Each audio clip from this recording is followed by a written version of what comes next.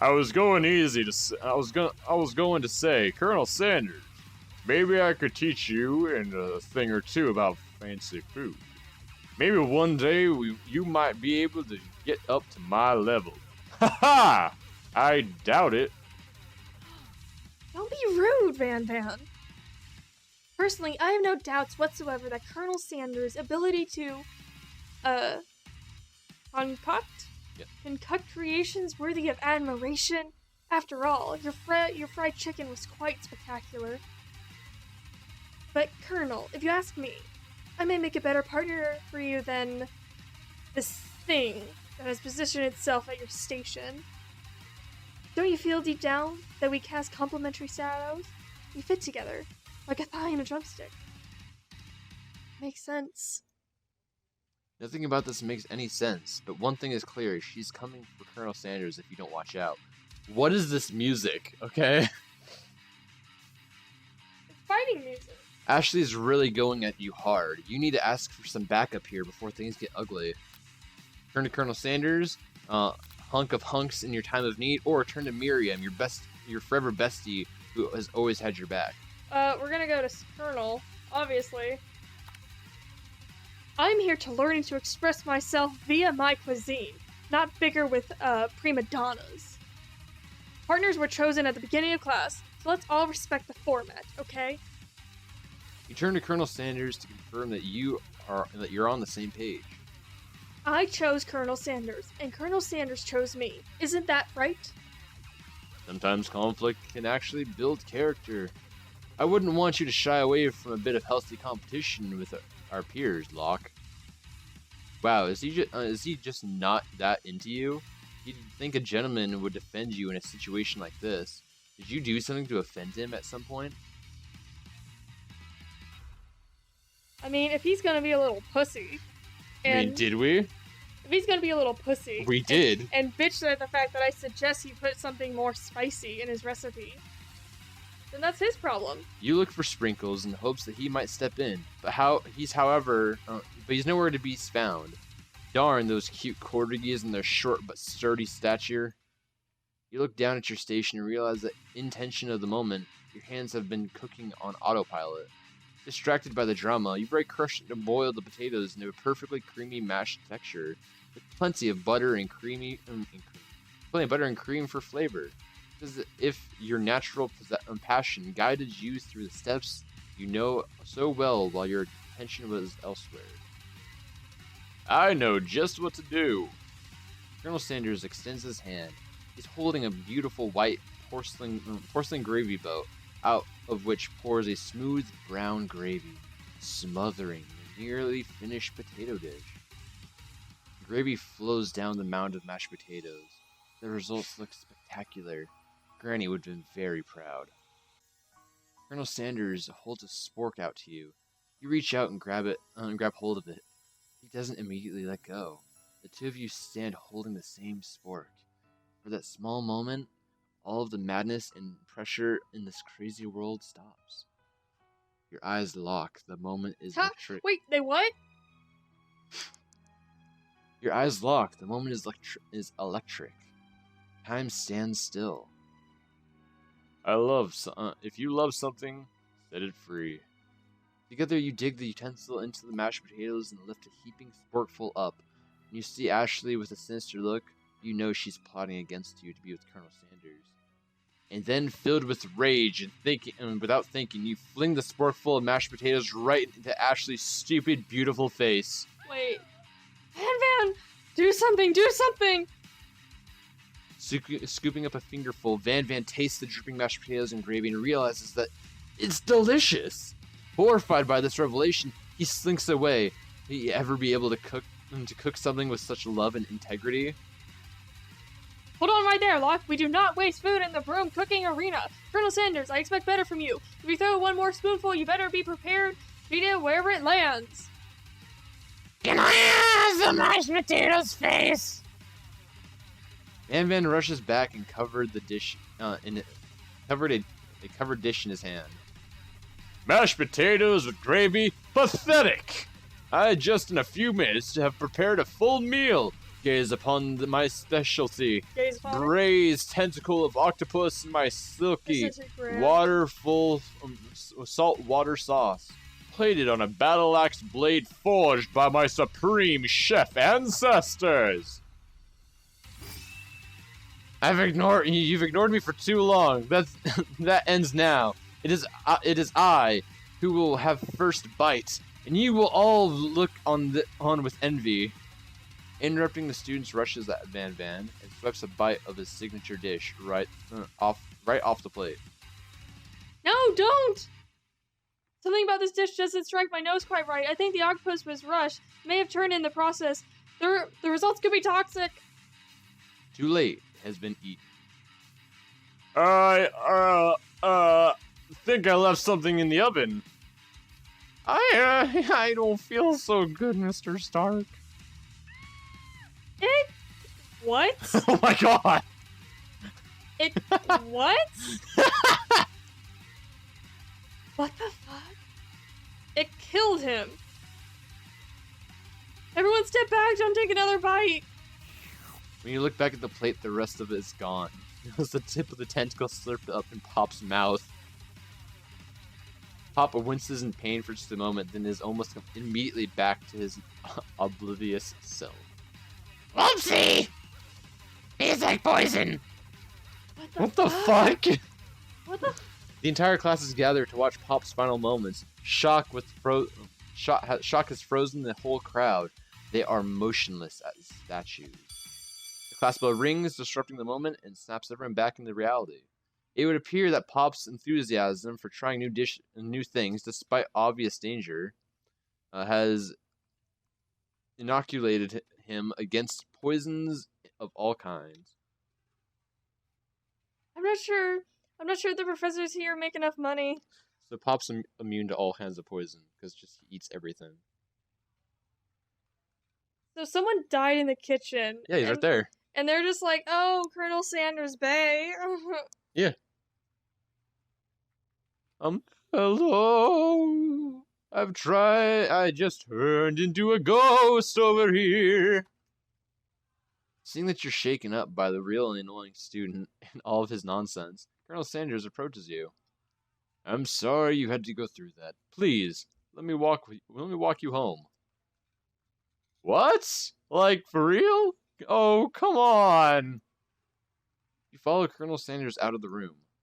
At night, the school building has taken on another vibe entirely. It's dark, and more than that, a little spooky. Colonel Sanders stands in the quad's neon glow and speaks softly. Those mashed potatoes that you made in class today. Before you go on, I want you to know, they're not a great representation of my skills. I didn't even realize I was making them. They were amazing. It's music. Tasting them, it reminded me why I became so passionate about food to begin with. Colonel Sanders is getting choked up. Cooking is obviously important to him, a way that you find inspiring. Now might be the perfect time to tell him you're developing feelings for him. Colonel Sanders? Yes, Locke? There's something I need to tell you. Hold it right there! There's something I need to tell you first. Oh, jeez. Oh, jeez. You see, when I was just a boy, I had a dream that one day I would be the greatest chef the world has ever seen. And every day since, I've been working towards that dream, day and night. Never stopping, never resting, also lifting a lot of weights, like so many weights. We should follow our dreams with all of our hearts, that our souls may grant them like wishes floating on a shooting star. Hey, no, you. Shut up. I'm the one here to say inspirational stuff and be the star of the story. Are we forgetting that your cooking literally killed a guy? You can't improvise that. Can't prove that. Oh, I can't prove that? Yeah. Oh, whoops, I did not read it. I also saw that you killed a guy. What was his name? Somewhere in the distance, you hear a long, sad sigh. This poor Like, Forget him. We're talking about me. Me. I'm the hero. Fucking JoJo ass. Fucking. Ugh. I feel so bad for the other guy. What the? The Spork monster. It is here to fight a hero! Wait. I There's think. combat in this game. I think I left the fridge open. Later, nerds. We will not let him come to another student except for that ghost kid. I kind of dropped the ball on that one. Be afraid! Be very afraid! Of me! Because I am a monster, see? I'm a monster, you know. Is he rhyming on purpose, or is that just a coincidence? Before you can discuss syntax any further, it's a turn-based fight sequence. Wait. What will you do? Oh god, it's Final Fantasy. You want to attack or defend? Attack. Attack! You decide to go on an attack. Which will you use? Cook with love. Cook with love does 1 damage. It just got real. That attack really upset the Spork monster. Spork monster goes on the attack. They spit hot gravy at you. You take 1 damage. What are you gonna do? Defend. You decide to defend. Which will you use in defense? Trepidation? What the fuck what is trepidation? Trepidation. You continue to stay back and endure whatever comes your way. Seems like a pretty weird strategy, but okay, sure, you do you. Spork monster focuses their mashed mind and draws an energy from the monster itself, Mother Earth itself. Oh my god, this is Final Fantasy VIII. They're literally using the draw ability. This is literally Final Fantasy VIII. They grow larger and more intimidating. How will you respond? Can I just run away? No, there's no run option. Attack or defend? Stupid. Attack! Attack! Attack! Well, you go to attack. You go on attack. Which will you use? Cook with love! Cook with love does 1 damage. Spork monster is not quitter. Is no quitter. Buffed up and ready to rumble. They go on and attack once again. Spork monster uses utility tensile. You take 2 damage from the attack. If you take too much more damage, you're not going to survive this battle. What are you gonna do? Attack! We're going to attack. What are you gonna go attack with? Cook with love! You cook with love does 1 damage. Spork monster is oozing cheese sauce onto the lawn of the quad. I wonder who's going to have to clean that up. Feeling vulnerable, the cook monster prepares to use its ultimate attack, Rounded Edge. Vile villain, your reign of terror stops here. Colonel Sanders summons the energy of 1,000 chickens. Hot Pie Power Pinch! Hot Pie Power Pinch does 10 damage. Spork monster is defeated. You saved me! An injured Spork monster spews steam into the night. Grant mercy, finish him, or spare this wretched beast. I think maybe Colonel Sanders would like us more if we're more merciful. You're gonna spare him? Yeah. You manage to damp down your disgust at the sight of the gnarly beast long enough to realize that he is a living creature with a pure soul who deserves your pity, not your wrath. Be gone, beast! And don't dare come back for a follow-up encounter tomorrow! I won't do this, and certainly won't be back, like you said. The Spork monster scuttles off into the night. The defeated monster left behind a special item. It appears at the first to be a cooking book, but upon closer inspection, it's so much more. This is a book of magical spells with a golden chicken on the cover. What the fuck? You open the book and find a library card tucked inside. The last name to have signed it out is Borko. Borko? That name sounds strangely familiar. Your blood is pumping as you stand in the night, in the quiet of the night, holding the mysterious book in your hands. As you come down from the battle buzz, you realize that your final attack has left you completely depleted. The world around you begins to fade away. Without any energy to keep your eyes open, darkness overtakes you. Am I falling asleep or dying? Oh. He's in our bedroom with us. The image of Colonel Sanders flashes before your eyes as you fall asleep. He must have helped you home. In your tired state, you don't know if you could have managed without him. What a guy. You want to take him? You want to thank him, but you don't have the energy to utter a single word. You feel your cover is being pulled up over you as you're tucked in tightly. Good night. My Colonel. In your dreams, you're together with Colonel Sanders. For some reason, Sprinkles is also there, instructing your love. Dreams are weird. What the fuck? You awake on day 2 and attempt to process the wild visions you had. Were they memories or premonitions? Deadly premonition. And when there was that secret ingredient that Colonel Sanders went ahead and told you outright, not much of a secret, huh?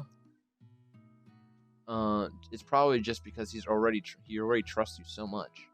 Sure, that makes sense. We'll go with that. Meet up with your bestie in front of the school. Before you can tell her about the encounter with the spork monster, she launches into a story of her own. Okay, I know this might sound a little strange, but I think I might be, Is she pregnant? I think I might like Clank. Oh my god, yes! Like him? Like. I know, it sounds like he's moving fast, but there's something about him. I like him. Like him.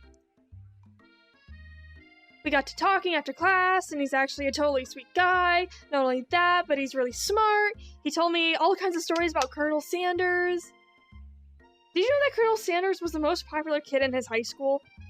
Oh, so they're in college. That's what this is. I totally forgot they're in college. Yeah. For some reason, I think they're in high... It feels like they're in high school. Oh, I mean, most of them are freshmen, so it makes sense. No, but that does make complete sense. Yeah, but he was like so popular that he was voted prom king at his high school. He didn't even go to, and was also the convertible that he himself rode in the front of the homecoming parade. I'm thinking maybe something got lost in pressure cooker language translation there. Either way, maybe it'd be best if you took it slow with this new boy like I am with Colonel Sanders. You and Colonel Sanders, the coolest guy in school, the most famous student to ever attend University of Cooking School Academy of Learning, you're a thing now. We definitely connected yesterday. Sure he did. You're great. Why wouldn't he be into you, I guess? Laughing at the implication that you and Colonel Sanders might be a thing is definitely not cool. You are great. You have an idea about how to prove that your love is real. Well, if he's not into me, why did he tell me one of his secret ingredients? Ooh, he's gonna be pissed. He's like, don't tell anyone I told you. Your bestie's eyes light up. A secret ingredient? Yeah, I just said that. A secret ingredient. Is there a dramatic echo in here? Miriam checks to make sure you're alone before continuing.